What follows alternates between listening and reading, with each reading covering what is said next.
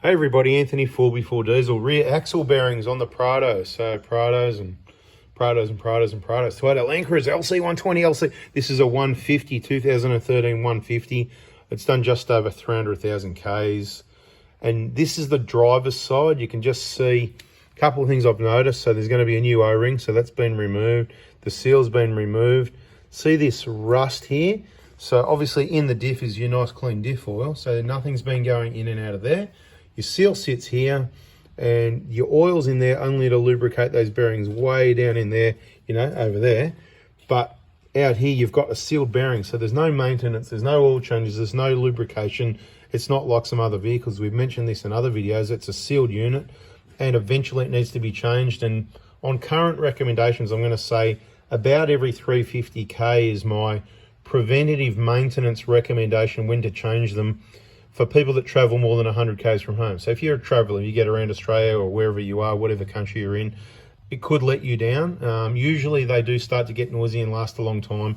And even when the oil leaks out and leaks past the bearing, I'll show you what mess that looks like. So this is the driver's side.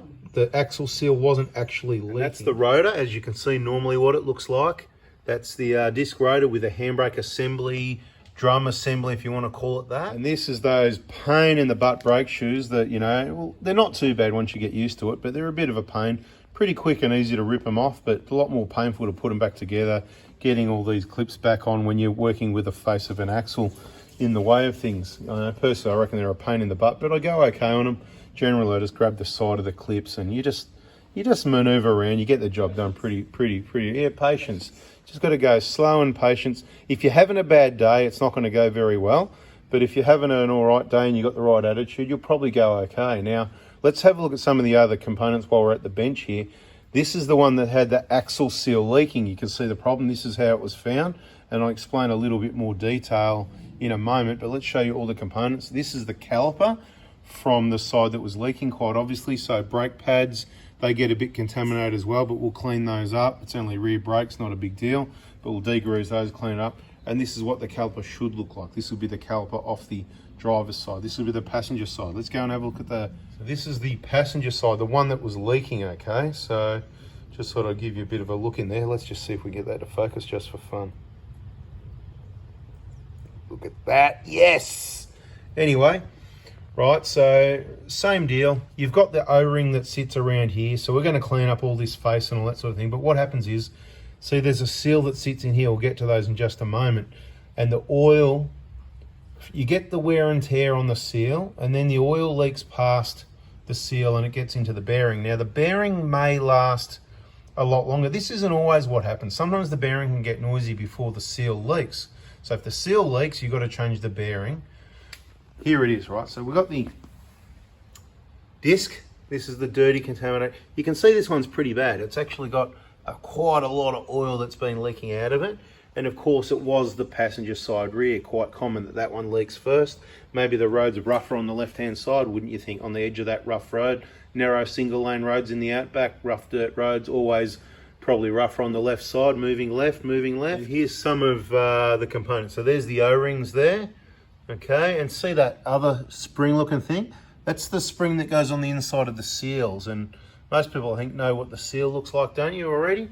But basically what happens, the spring's on the inside of the inner part of the seal, squeezing in over the axle, and what happens, the rubber usually eventually wears through, and then what happens after the rubber wears through, it just wears through, and then the spring is rubbing on the axle and it's no longer really sealing properly. Could be like, wearing that groove there, whatever, right? Which is why all this gets replaced when the bearing gets replaced. So there's actually a possibility that if you were to, let's say, 200,000 Ks, pull your axles out, do all this work, handbrake shoes up, and change this seal here, that the seal wouldn't leak, because what happens when the seal leaks, the oil from in there, right? It comes out to the bearing, and it is oil lubricating the bearing then like it's not meant to be. It's meant to have grease. But, so obviously it gets messy, but then the oil's lubricating the bearing, but it's also washing the grease out of the bearing, so it's not going to last as long. So it can still last tens of thousands of Ks once the oil comes out, but it just gets messy. So technically you could pull the axle out as a temporary fix. You could put a new seal in here, put it all back together. But that bearing that's left on that axle, this bearing here, it isn't going to last that long. It's going to last probably, I'd say tens of thousands of Ks, but they're going to get some play in them. They're going to be a bit noisy. And of course, the way to do the job right is change the seal and the bearing all at once. All right, so yeah, with all this, it's going to need to be cleaned up thoroughly. It's all just diff oil, brake pads, degreaser, even that Kenco stuff, whatever. You can replace the pads if you like. Everyone's different. You can put them on the rough emery paper. Just give them a bit of a clean up after you've degreased them to make sure you get all that oil off that surface. Obviously, all circumstances vary, depends how bad it is, but we'll clean these shoes up and they'll be looking as good as those. If you want to put new ones, you can put new ones. Yeah, the hard part is putting all these clips. So you got to load, there's the under and over. One goes behind bottom of the spring. Spring goes over the top of that, and then another clip over the top. So while you're holding the pin in and holding all those three pieces on, in behind the brake shoe, believe me, it's a pain in the butt. We've got videos on it. You can check the playlists, probably in brakes or handbrake, or there'll be playlists there. Anyway, just a quick video to show you a bit of prevention information, right? So we do keep, from now on, I'm keeping one rear wheel bearing kit. It's the same for the 120 and the 150 Prados on the shelf. My supplier keeps more on the shelf, so they'll be here ready to use them if we need them, or if you're local and you want to pick some up, we can send them, but I try not to because it's just a bit of a pain packaging them, because they're heavy packaging, you know, and trying to get them so they don't get damaged. But you know, can help out if you need that, especially in the VIP group. So if you're already a client, you're already in the VIP group, I'll help you out with real wheel bearings if you need them. But realize we don't keep them in stock, so we're going to need to get them in as required. And if you're going to replace your shoes, just grab your own shoes and your pads and stuff like that. Happy days. lsiauto.com.au, isn't it, or something like that, for the brake pads. See if they've got the shoes as well. If not, let them know. Send them an email with a part number, genuine Toyota parts. Say, hey, can you get these, because we need to buy these. And there'll be a place to buy those reliably and quickly and cheaper.